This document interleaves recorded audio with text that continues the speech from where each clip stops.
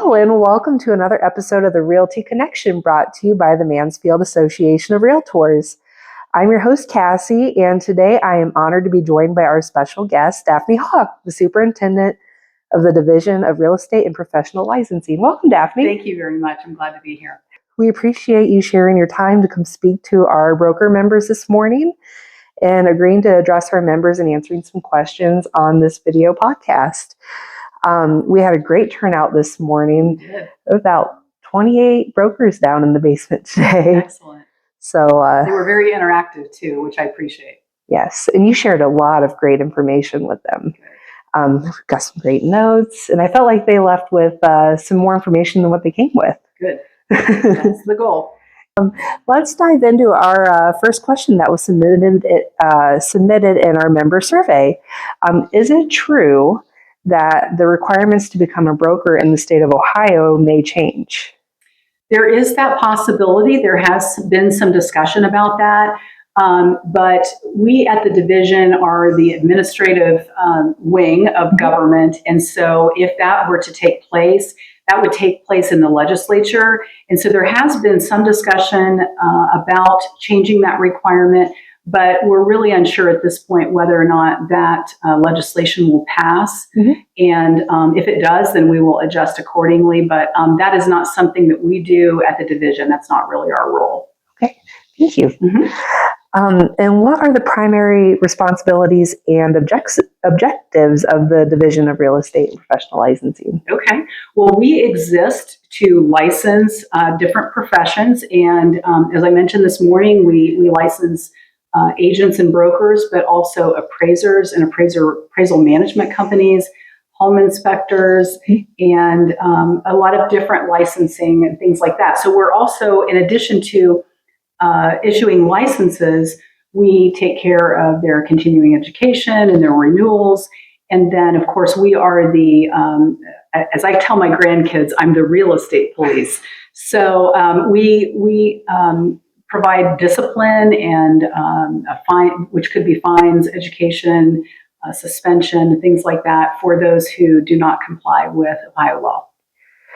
You have a big plate to fill. We do. There are over 45,000 licensees just in the real estate sector. We have over 72,000 licenses that we issue. Wow. Yeah, it's a lot of people. Yeah. And how's the workload for you all there? Do you feel like you have enough staff to help you maintain that? Or we're very busy.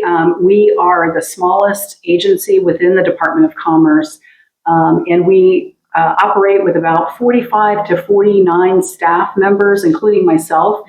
So it sounds like a big staff, but when you think about 45,000 real estate licenses and 72,000 altogether, it's a lot. And we have currently 8 investigators and numerous open cases. So it can sometimes take a little while to get through that process. Wow, you're very outnumbered. Can you provide any insight into any upcoming regulatory changes or initiatives that may impact real estate professionals and licensees? Sure. So there are a couple things. Long-term listing agreements have been outlawed in Ohio, thankfully. And that was in conjunction with our efforts. We notified the Attorney General's office. And so those have been, by legislation, have been outlawed in Ohio, which is a wonderful thing. Those were those long 40-year listing agreements. And so we took care of that. And also I wanted to mention the Ohio land title was also active in that effort along with the Ohio Realtors.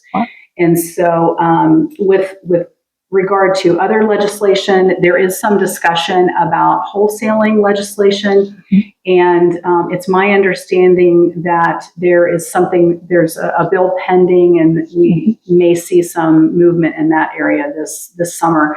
The NAR settlement agreement, of course, is changing a lot of things, but that's not something that we at the division regulate. But there is a bill pending, House Bill 466, which will require written buyer agreements.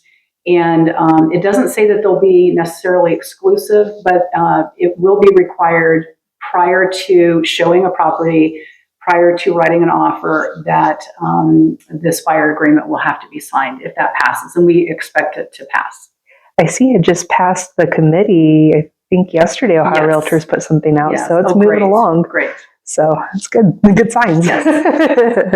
But a lot of changes. And then the broker requirements are one of those things that are also being discussed. And I know that there are people on both sides of the fence, right? There's always an exception to every rule. I think that it was something that Ohio Realtors supported the degree requirement initially, but I think since then there's been some discussion. There's always a story, right, about somebody who has, maybe hundreds and hundreds of transactions and experience, and they missed that grandfathering period, and they want to have the opportunity, but they can't because of that. So I can see both sides, but we'll see what happens with that.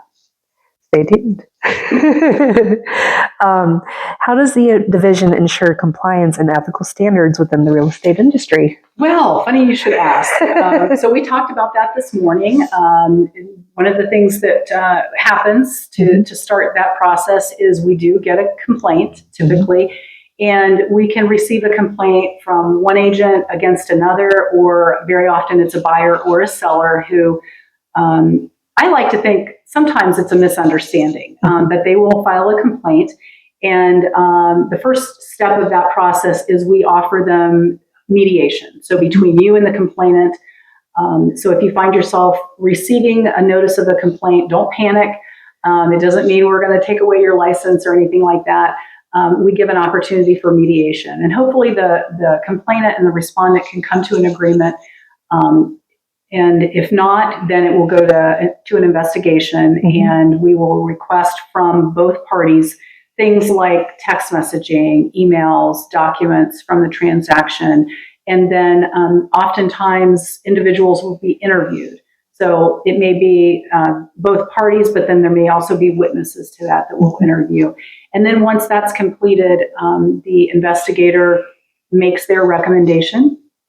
And then it's reviewed by an attorney. And if an attorney concurs with that recommendation, then they will let me know, according to precedent from other cases, what we should likely recommend as far as discipline. And that can be education. It's typically the minimum level of discipline will be education. That will be sometimes 3 hours of core law, 3 hours of ethics. And sometimes we'll put a suspension on top of that. Sometimes it will be also a fine. And,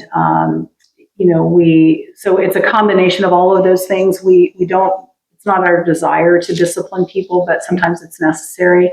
And that can be up to and including revocation. Ooh. And one key thing I learned this morning in your talks with the brokers was if you do get the 3 hour core law or the ethics, it does not go towards your license renewal. That's so right. You definitely want to avoid that. Yes. And it sounds like mediation is a great option considering you only have 8 investigators if you want a swift resolution. That's right. That's right. And we, I just want to mention with regard to mediation, it cannot be for monetary gain. So in other words, we can't issue a decision on a commission dispute. That's for the board to handle, and we cannot handle any monetary damages. So if in our disciplinary process, so if they want to talk about that in mediation, they can do so, but we don't have any control over that. And the mediation is wonderful because all of those details are kept confidential and it doesn't appear on your record. So if you can mediate it, and then we can make that complaint, go away without it being on your record. Sounds like a great option. Yeah. How does the division support professional development and continuing education for real estate professionals? Well, we have a couple of staff who handle, probably everybody knows Tom Moore. He's our education compliance person, and he focuses just on real estate. We have another person who handles the continuing education for home inspectors and appraisers. But Tom has been in his role for so long that I used to consult with Tom when I was a CE provider. And so what we do is we keep track. The nice thing is the vendors are able to upload their rosters now. So it's just amazing because no one should have to print a certificate and bring it in outside of their 20-hour post. Their 20-hour post has to be sent in, but continuing education once you're licensed does not need to be uploaded. You don't have to keep your certificates and all of those things. So it's really nice. They do a really good job. So we make sure that education providers request those courses in advance to be approved. We approve instructors. Sometimes instructors may have something in their past, like a disciplinary issue from, say, let's just say we have an attorney who's been disciplined by the Supreme Court. That doesn't mean that we won't necessarily approve them. We just need to see what the situation was. And so, those are the types of things that have to go into each CE class. We have to make sure that the instructor is qualified, has the experience, and is also in good standing. Due diligence. Yes, exactly. Can you discuss any efforts or partnerships aimed at combating fraud or misconduct in the real estate sector? Well, we don't handle, that's a criminal issue or a criminal law, so we don't really deal with that necessarily. I find that most fraud that's going on out there is not related to our licensees. It's the unlicensed primarily. So one thing, there was a story I heard this morning, and maybe this will be beneficial to someone, but an agent came into our office yesterday and indicated that someone contacted her and wanted to sell these 4 parcels of land very quickly. And she did the smart thing. She said, I will need to have the driver's license of each individual who is an owner. And the person said, well, not everybody has a driver's license. And I'm thinking, okay, come on. So the nice thing is this agent automatically, she recognized a red flag and she notified us at the division, but she went to the police department with this documentation. And that's the best thing that agents can do. Don't ignore it. Don't go forward, certainly, because you could get yourself wrapped up into something that could be big trouble for you too. But she did the right thing. She knew something smelled like a rat, and so she started asking some questions. So that's what I recommend agents do to avoid being caught up in any kind of fraud. It sounds like the steps that she took could potentially protect somebody else from being the next victim that maybe didn't take those steps. Right. So very considerate of her. Yes, for sure. So how does the division leverage technology to streamline processes and improve service delivery for licensees and the public? Well, as you know, many of our services have gone online in the last couple of years. I was so excited. Even before I became superintendent, I had emailed Ann Pettit, my predecessor, and I said, oh my gosh, I just renewed my license in 10 minutes. I was so excited to find that once I looked on there to see what my CE was, it was already there, no certificates needed, all of that. So those are some great changes that happened even before I came on. Since then, we've instituted, broker transfers online, agent transfers online, things like that.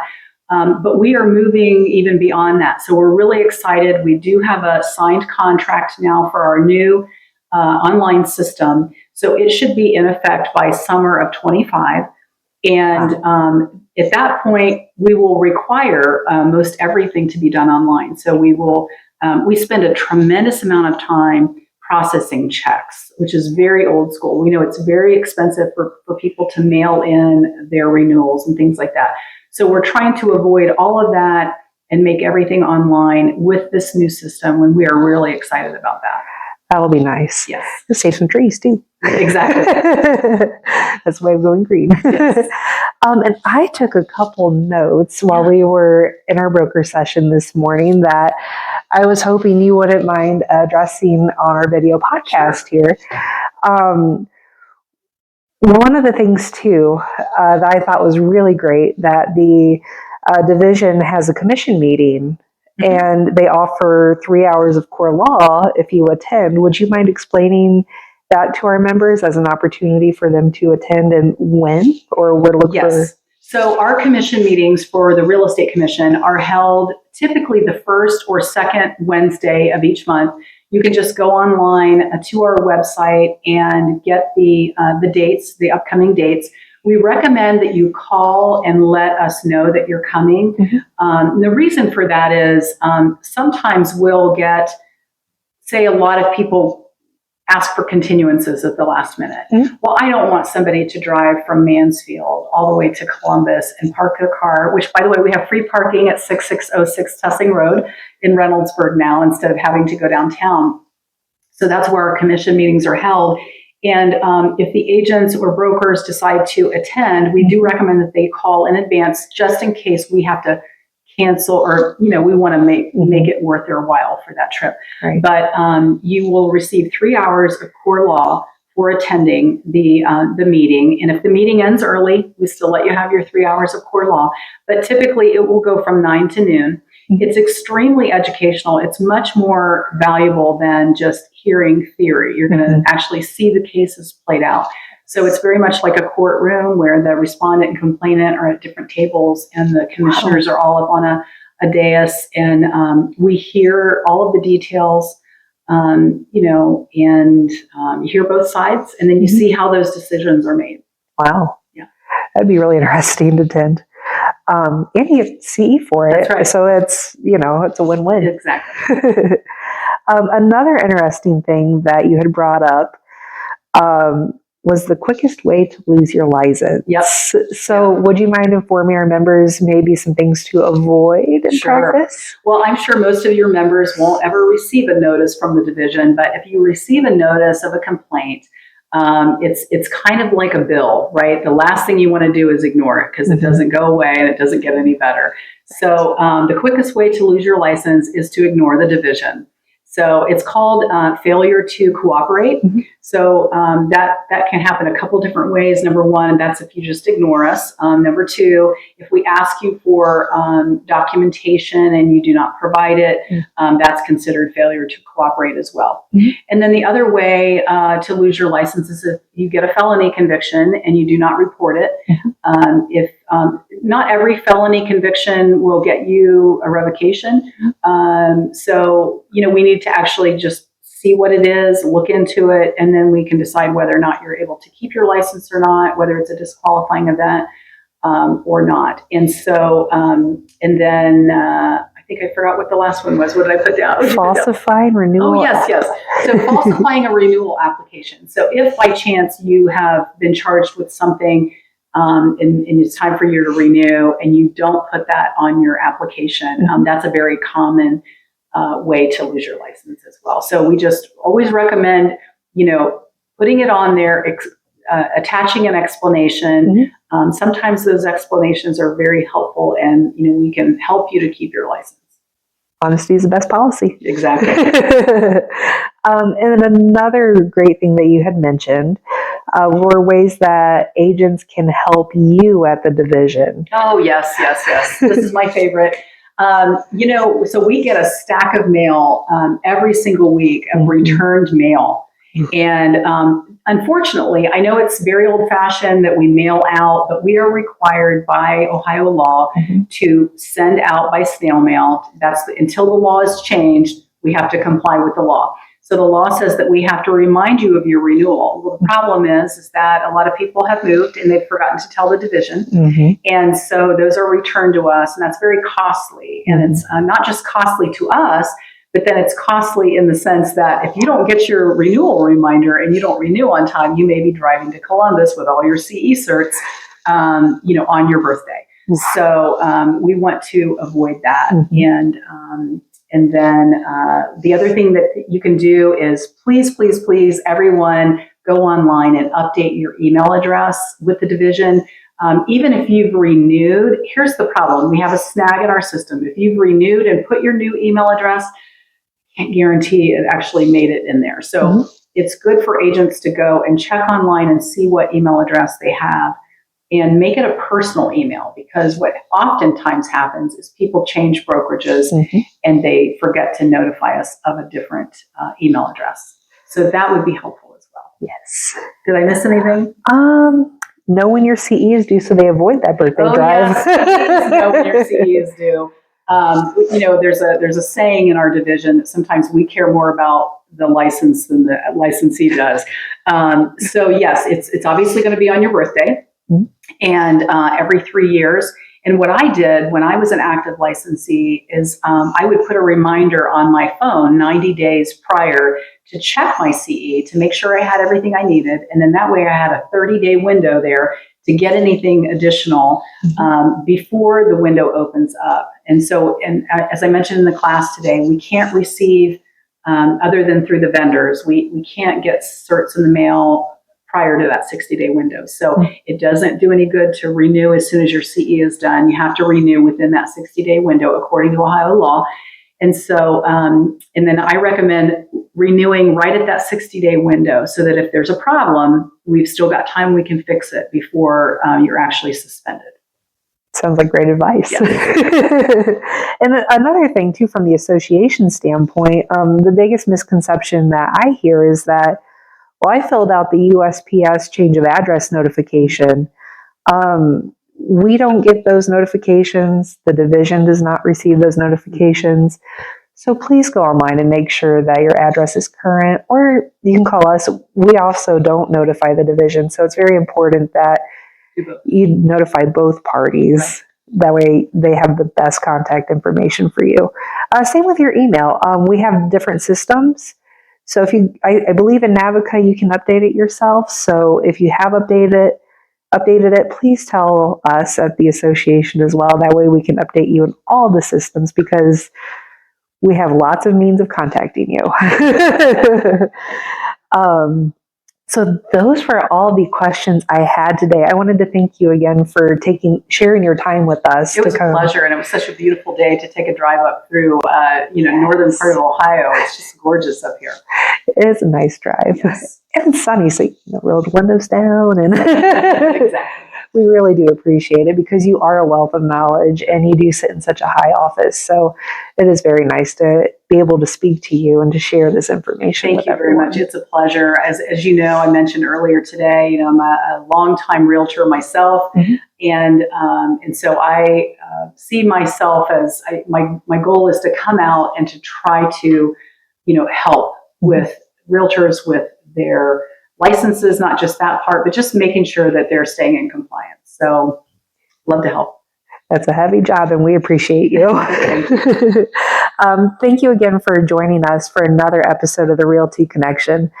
Please remember to like and subscribe to our YouTube channel. We'll be uploading a video every Friday. And also follow us on Facebook. We share some great information, flyers, events, just general notifications you might not receive elsewhere. And if you have any topics or ideas or a special interview you would like us to have, please let us know. We're open to your suggestions at 419-756-1130 or email us at staff@mansfieldboard.com. Thank you. Thank you.